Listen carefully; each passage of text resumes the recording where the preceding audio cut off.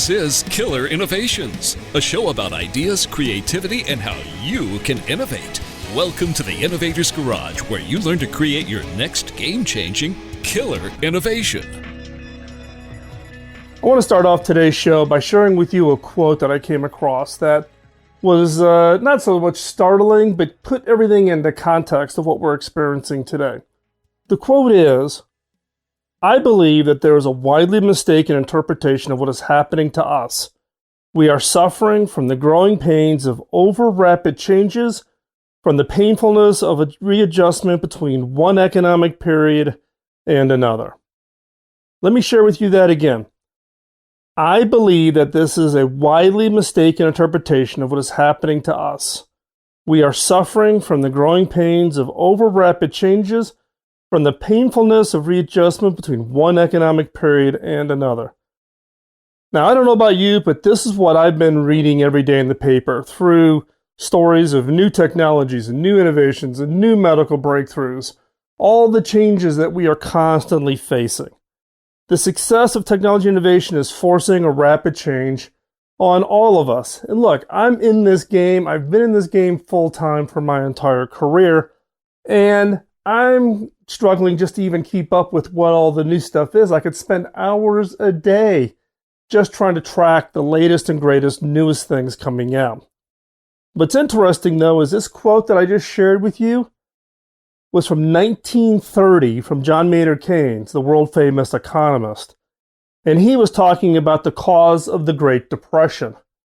Now, you could pick up this quote and you could apply it through all of societal history. You can go back to the Industrial Revolution when there was these big gyrations and changes as things became mechanized. So factories got put in place, the role of steam and automation, and people who used to be in the agricultural sector of the economy all of a sudden being displaced with machines. We are talking about really these kinds of changes, and the rapid adoption of innovations can be overwhelming for society. Think about it. The iPhone is celebrating its 10-year anniversary, and just think about the impact that it's had on society. And keep in mind that the iPhone wasn't even really the first smartphone. You know, it spawned a whole rash of copycat products, and the role of the smartphone plays in how we communicate. It's no longer using the phone for its initial purpose of making a voice call. It's all of the other applications and the way we communicate and the way we share and the way we stay in touch, the way we get our news, all has been transformed. Society has adapted itself to the adoption of these new innovations and these new technologies. And that is what we're going to talk about today. It's this impact of once we adopt a new technology, a new innovation, how does society adapt? And what is the role of the innovator of thinking about this adaptation? How do you adapt to these new technologies? Now, in this case, we've seen just a rash of these new technologies that we're facing today. There's a big discussion about artificial intelligence, and is that a good thing or a bad thing? Autonomous vehicles, the commercialization and privatization of travel to space, the potential mission to Mars from SpaceX, all these types of things which we had never would have anticipated 10 years ago. We are now facing them as a society, and how do we adapt? Adaptation is how we, society, and communities adapt to how we use these new innovations and these new technologies. It happens over time. We first adopt, and then we adapt. Society, businesses, governments are absorbing and trying to adapt to these new ever-changing landscapes, technologies, and innovations. But in most cases, the adoption is what is driving how we adapt. Think about it from an Uber and Lyft and its impact on the taxi industry. The change and transformation that it has had from the standpoint of forcing entire industries into either restructuring or no longer being relevant. But these adoptions also have some form of unintended consequences.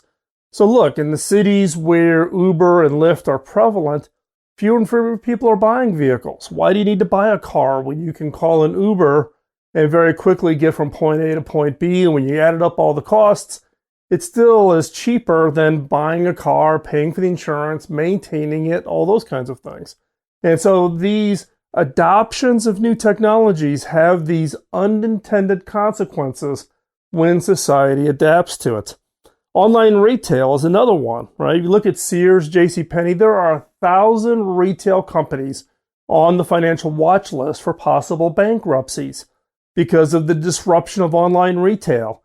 Rather than getting up and going to a store and buying something, ordering it online and having it delivered to your front step. Now, quite honestly, the ones creating these new technologies and innovations don't give a care for the companies they leave behind. We, as innovators, tend to reward disruption. Wow, so-and-so came up with something really great and they totally disrupted an industry and laid their competitors, down. They just totally dominated and wiped them out. Now the question is should they? Should innovators really care about the disruptions they cause? Should they just worry about how things are adopted? Or should we as innovators think about how society will adapt to these new technologies and what the long-range impact is going to be? Now, in my case, I went through this in the late 70s, going into the early 80s with both my father and my father-in-law, who both worked or related to or were part of businesses related to the steel industry in northeastern Illinois, northwestern Indiana, Gary, Hammond, where the big U.S. Steel works were located at. Now, information technology and new innovations came in that basically wiped out the U.S. steel industry back in the late 70s and early 80s. Did those people who were inventing those innovations think about the impact or how to help society adapt? No, they were worried about the disruption. So it was the Japanese, what they called mini mills, that came in and wiped out the U.S. Big production, big steelwork operations. Did they care? No. Should they? I don't know.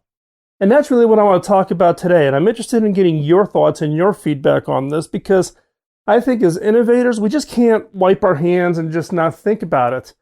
We need to spend a little bit of time about how whatever this innovation is that I'm creating, how will society need to adapt? Or how could society adapt, both for good, but also maybe not so good? How do I think about possible unintended consequences for the innovation? I'm not saying then don't introduce it. What I'm saying is if we think about it a little bit, can we help society be prepared for these disruptions that are coming into the marketplace rather than just think of it as a hand grenade? I've pulled the pin, I throw the hand grenade into society and let the chips fall where they will. So the question comes down to is, should the impact on the companies, their shareholders, their employees play a role in the strategy for these new upstarts? What about government protectionisms of jobs and roles, like taxis or union jobs or whatever? The governments quickly try their way to adapt is to put protectionism up. And is that a good thing? I actually would argue not, but we'll talk more about that. So for example, on the Uber and Airbnb, finding themselves fighting the local and state governments in an attempt to kind of protect constituents' jobs and communities, or should they just recognize that adoption and the adaptation of innovations and technology is just part of the circle of life, and they should just let it happen?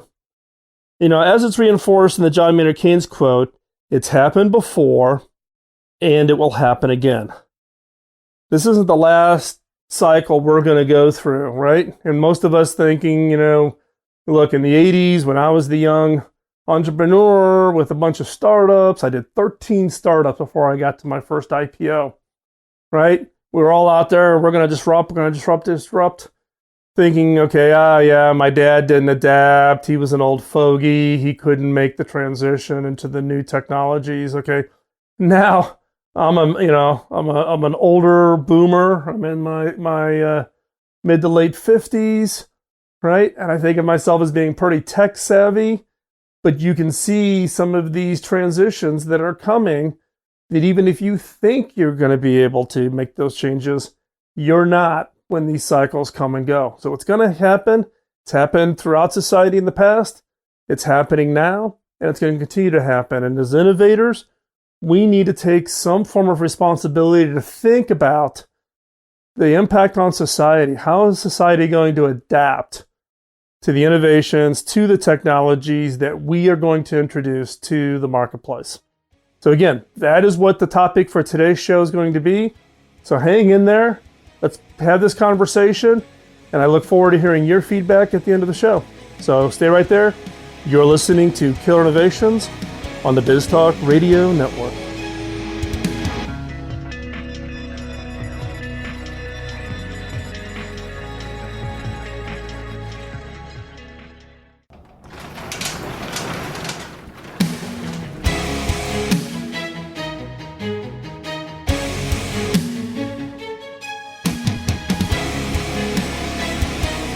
This is Killer Innovations, a show about ideas, creativity, and how you can innovate. Welcome to the Innovators Garage, where you learn to create your next game-changing killer innovation. Before we hop back into today's show, I just want to do a quick shout out to one of our sponsors. Zoom has been a sponsor for this show for over 2 years. It's a tool that we've been using every day to keep our team connected from all over the world. We use it both with the radio show, how we bring guests in to do the interviews, but also it's how we connect to our teams scattered out all over. And in my day job as a CEO for a research and development lab, it's a way that we keep our team together, knowing all the projects and going on, no matter where you are in the organization. So check it out. Best video, best audio, and by far the best collaboration technology. Zoom's mission is to make you and your team happy. Keep the friction down to allow you to do better work, better collaboration. So check it out, killerinnovations.com/Zoom. Get you a free account with up to 50 video collaborators being able to engage and participate in the work that you're doing. So check it out, killerinnovations.com/Zoom to get your free account. So let's continue on our conversation around adoption and adapting to those new innovations and new technologies. I want to focus this segment of the show talking about social networks. Just think about how quickly social networks such as Twitter, Facebook, WhatsApp, Instagram have taken over as the new norm when it comes to how we communicate. Now, I've seen it with my own kids, starting with AOL Messenger. Now, my kids were teens and preteens when the whole AOL phenomenon, when we all got flooded with all those CDs. And I saw how it was changing their friends and how they communicated. Now, it starts off with just really typing in what you would normally say on the phone, the ability to have conference calling, so a bunch of people all engaged simultaneously. And it did allow for better communications with friends and family, staying connected over long distances, a little less obtrusive of having to pick up the phone call, being able just to use these new social media platforms. And again, messaging platforms, social media platforms, I'm kind of lumping them all together. Now, some of these changes, though, that has driven some of this is this willingness to overlook the concept of privacy. You know, you're putting things out there. When you say something into a phone, odds are it was not going to be recorded.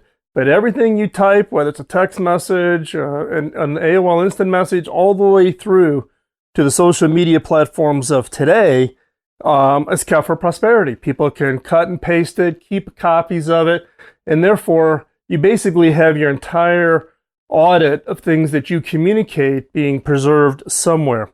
Now, what has been driving some of this social media bandwagon? Well, one is people saw what you could do just from the standpoint of improving communication, but it's also, I'm going to argue, a little bit of what I would call FOMO, fear of missing out.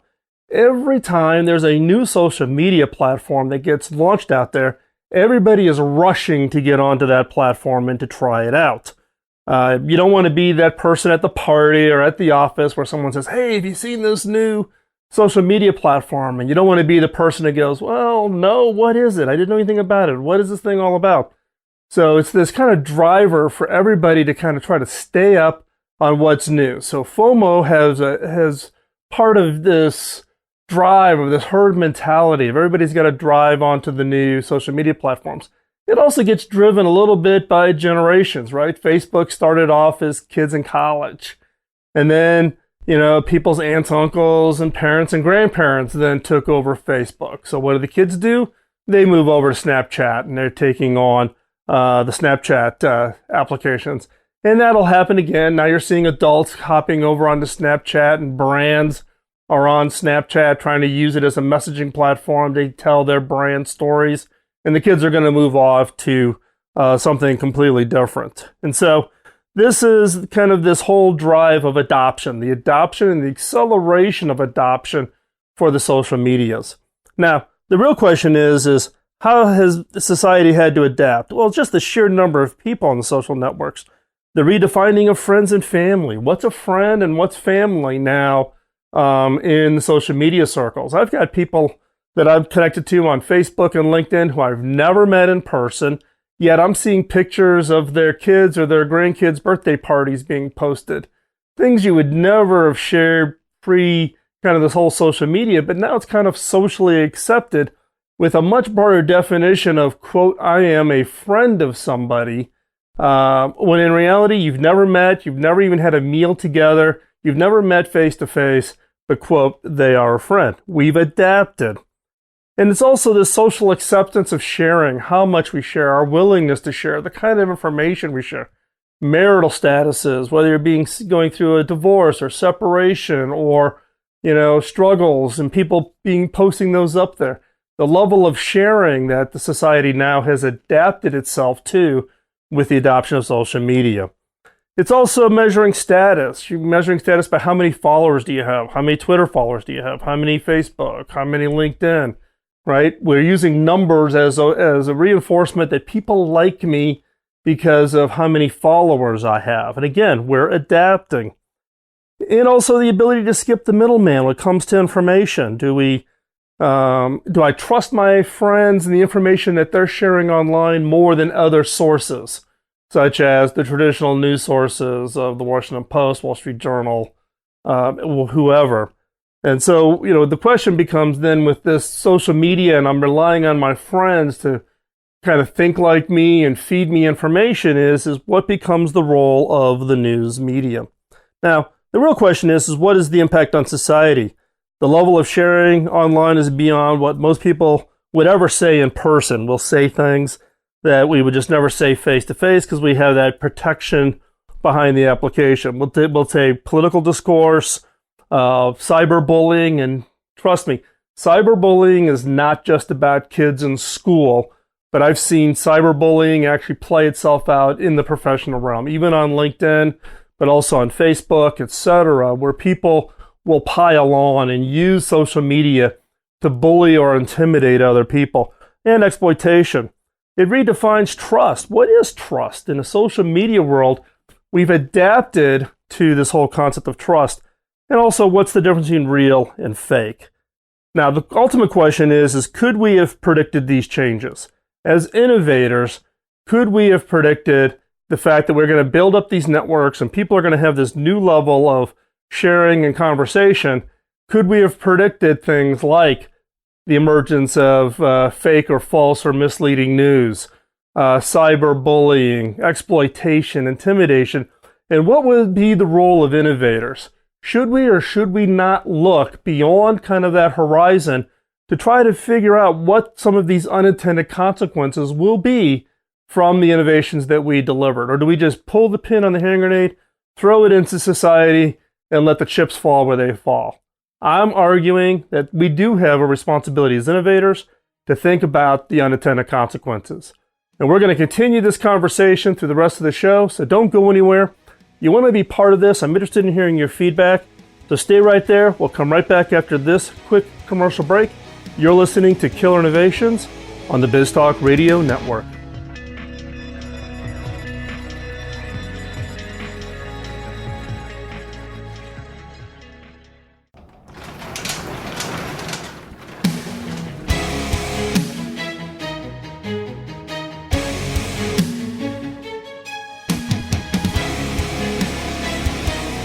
This is Killer Innovations, a show about ideas, creativity, and how you can innovate. Welcome to the Innovators Garage, where you learn to create your next game-changing killer innovation. Welcome back. Before we hop into this segment of the show, I just want to do a quick shout out for another one of our sponsors, which is HP. HP joined sponsoring the show, a couple of months ago in support of providing us the technology into the new studio here in Colorado. This studio has been based on all new HP gear. Now you're going to say, hold on, Phil, you had a relationship with HP before. Yes, I was the Chief Technology Officer at HP for almost 10 years. Been gone for about 4 or 5 years. They've come back and actually reached out, and we've put together this sponsorship. Now, the sponsorship is not about driving money into the show. I've been funding this now for 13 years out of my own pocket to make this content available to you free of charge. With the sponsorships like HP and like Zoom, it allows us to free up the money to put into our nonprofit activities, which is things like Hacking Autism, an organization that actually got started at HP, and HP graciously allowed me to take it out and turn it into a 501c3 charity, along with Pioneer Education Africa, the schools that we are currently building in Africa. So the funds that come in free up those dollars now to be applied to the nonprofit. So we greatly appreciate it. If you want to check out some of the HP gear that we are actually using here in the studio, like a Z2 mini workstation and an HP Slice, and other devices, you can go over to killerinnovations.com/HP. Check out the devices. You can actually see the specs, and you can actually find out more information. If you do engage with HP, whether it's a small business, large business, or a consumer, let HP know where you heard about us from, that you heard about it from here at the Killer Innovation Show. All the support that we can give to the sponsors helps them support our work and support the charity nonprofits. So let's continue on our conversation around adoption and then adapting. What happens to society when a technology or an innovation starts to get this groundswell of adoption? Now, what I want to talk about in this segment of the show is around e-commerce, another example, or online shopping. The impact started with big box retailers, the Walmart, Costco, Sam's Clubs, and how they impacted small retail merchants. You know, towns tried to prevent Walmart and all of them from coming into their community. They were going to wipe out the mom and pop grocery store or bookstores or whatever. So there was this big fight to prevent the big box retailers. Now, the big box retailers are being disrupted. So they came in, they disrupted the little guys in these communities. Now Amazon is coming in and disrupting their business. They're doing to the big box retailers what the big box retailers did. Now, this is an innovation. It's an innovation in business model. It's an innovation in supply chain logistics. It's a disruption, and disruptions can be pretty jarring. And in fact, not only are they wiping out the big box guys or putting them into a big hurt, but they're also finishing off taking out a lot of the small retailers. So I talked about in the opening of the show, there are 1,000 retail outlets that are currently on the financial watch list, meaning they are at financial risk for going bankrupt. These range from companies such as Sears and JCPenney, you name it. There's lots of them. You look at all the sports stores that have gone out of business, the bookstores that have gone out of business, clothing stores that are going out of business. We like the convenience of going to one place, buying in bulk, and getting a big discount. That's what drove the big box retailers. Now we like the convenience of shopping online, the ability to order it, and if you are a premium customer, you get these special programs where you get free shipping.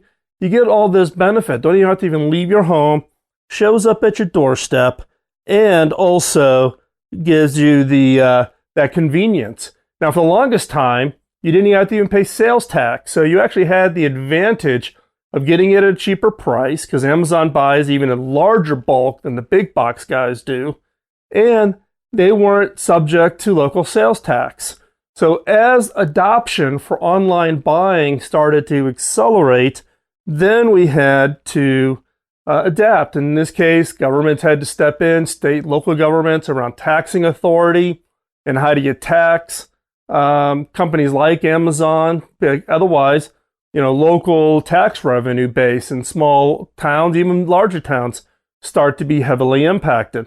Now, Amazon has caught itself kind of in this grind and is now actually working it out to start paying some level of the taxes that are due that the local merchants have to pay. So therefore kind of leveling the playing field. Adoption got out way ahead, people hopping onto Amazon, and now governments are needing to adapt.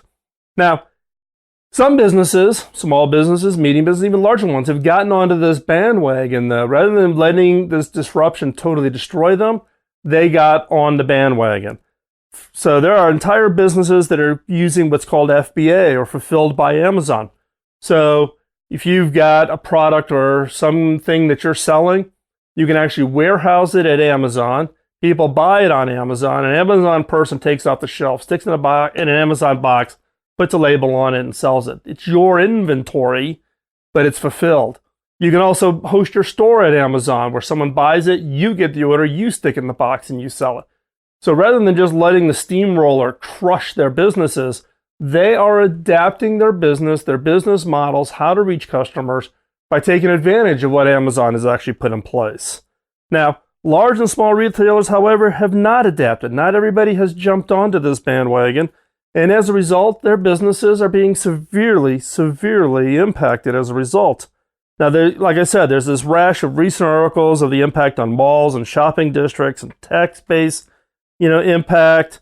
But in some cases, if you lived rural and you didn't have access to a store anyways, this actually solves a problem. Rather than driving 2 hours or 3 hours to get to retail, you can now order and have it shipped.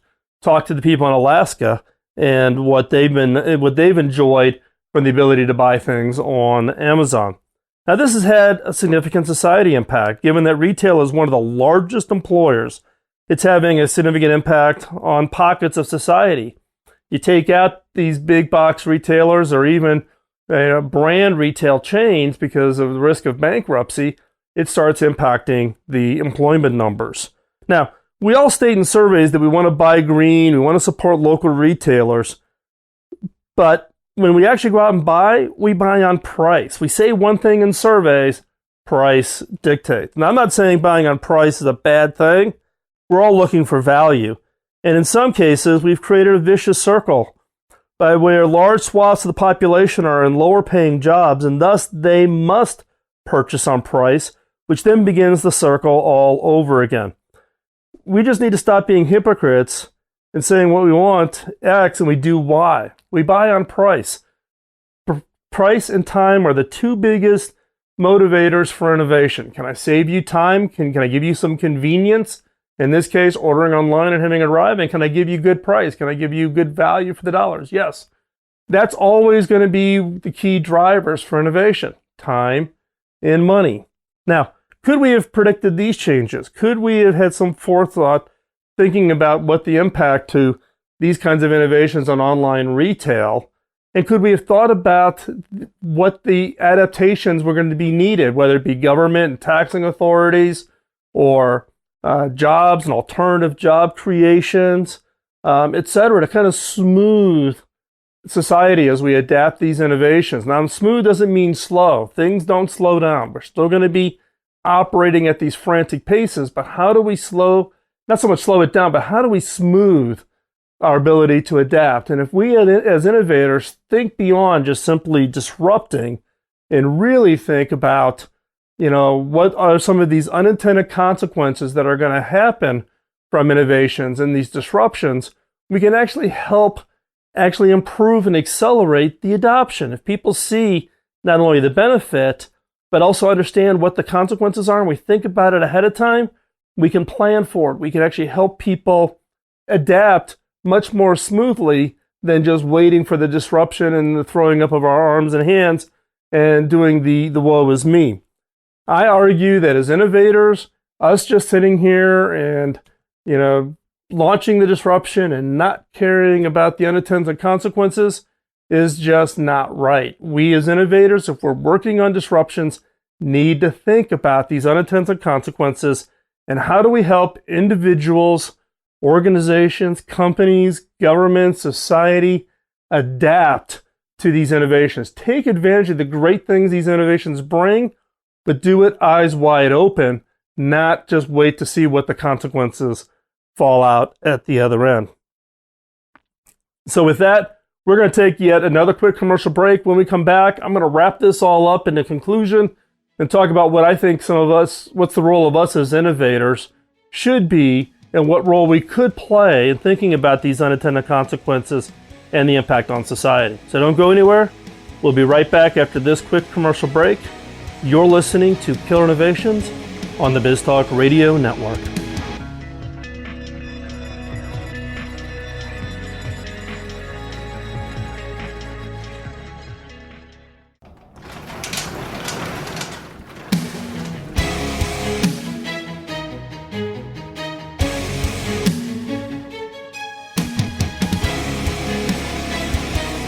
This is Killer Innovations, a show about ideas, creativity, and how you can innovate. Welcome to the Innovators Garage, where you learn to create your next game-changing killer innovation. I think we would all agree that the pace of new innovations, new technologies continues to accelerate. It is not going to slow down. Now, I'm in the middle of building a second studio so that I can be more mobile and still keep up with my show obligations.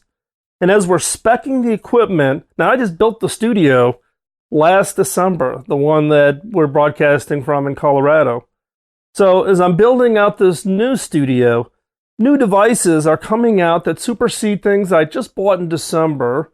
And as I'm getting ready to spec a new device, within 30 days, a newer one is out, a better one is out. I can't keep up even with this pace of change that continues to happen. Now, those of us in the innovation game are motivated to get these new things adopted as quickly as possible. We want to have impact. The whole role of being an innovator is to have positive impact on people's lives, make their lives better, make them save, get some, better value, maybe reduce the cost of something because we can make it cheaper, smaller. We can make things do things that you just never thought were available. I'm all excited about autonomous vehicles because now I gain the 45-minute commute to be productive to do something else other than sitting behind and driving in a steering wheel and getting frustrated with rush hour traffic. We're, as innovators, we look to try to have change, positive impact in people's lives. And to do that, we need to bring those things in. We need to get them adopted. As I've said many a time, an idea without execution is a hobby, and I'm not in the hobby business. I'm in the business of getting those innovations, those technologies into people's hands. Now, we need to recognize that it's not all just about adoption, but how we as individuals and teams and organizations, society, adapt to these new technologies. How do we think about the change that it imposes on people's lives? How do we adapt them in ways that the innovators just never anticipated? Now, with this, putting together today's show, it's kind of forced me to take a step back. I've never really have sat back and thought about what were the unintended consequences of some of the innovations and some of the technologies that we brought forward. Years ago in the early 90s, we were launching the very first GSM wireless carrier in the United States, OmniPoint in New York. And part of what my team we were working on was the very first prepay technology to develop. So you would go into a store, you could put $100 down on a prepaid card, and then when the $100 was used up, you went back in, you prepaid, your phone was turned back on. Now, we thought it was all going to be great because it allowed for a part of society who couldn't pass the credit check or didn't have a means of proving employment, etc., to be able to get mobile services. Prior to that, they couldn't get mobile services at all. Unless you could qualify for the credit check in the early 90s, you couldn't get a cell phone. So this was going to open up this great new communications technology to people who just never had access to it before. What we didn't anticipate as an unintended consequence, though, was all the people who do bad things, right? So you could blame me and my team for launching this whole concept of burner phones. You buy a phone, you put a minimum minutes on it, it doesn't have an account to it, so you can't subpoena it, you can't identify who actually has the phone, there's no identification that attaches the individual to the phone.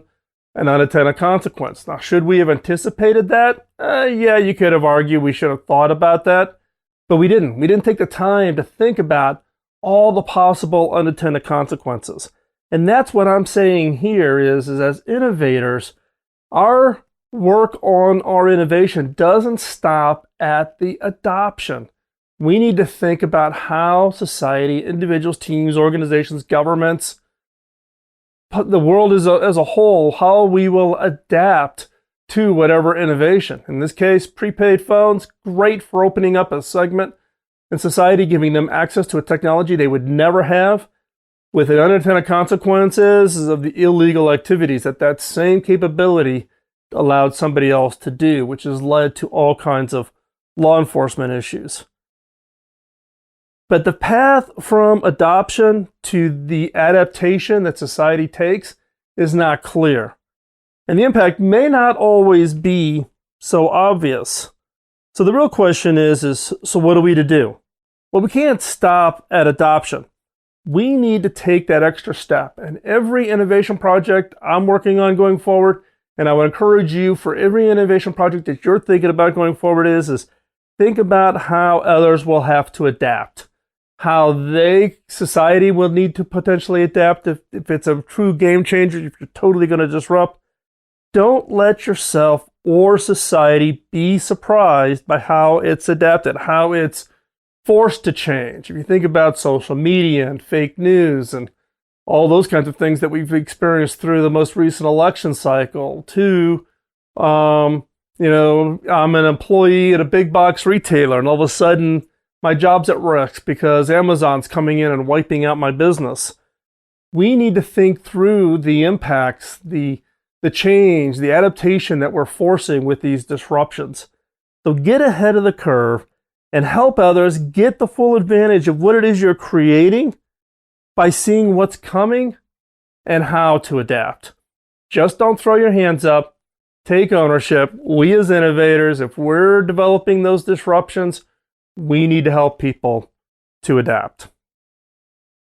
Now, hopefully you found this topic interesting. Maybe it's challenged you to think a little differently about how you think about the innovation projects you're working on. I would love to hear your feedback. Post a comment in the show notes over at killerinnovations.com or drop me an email, phil@killerinnovations.com. If you want to be part of the conversation around this and other kinds of topics on a much deeper basis, join the community. It's theinnovators.community, theinnovators.community. Hop on over. There's a landing page, gives you all the information of how to become a member of the community. It's a private Slack community of innovators coming together to talk about all the things we're working on. So you want to check that out. So again, hop on over, show notes at killerinnovations.com, and become part of the conversation over at theinnovators.community. With that, we're going to wrap this up. Appreciate you taking the time out of your busy schedule to listen. And all I ask is that as we do this as a way of paying it forward, that you pay it forward by telling others about the show.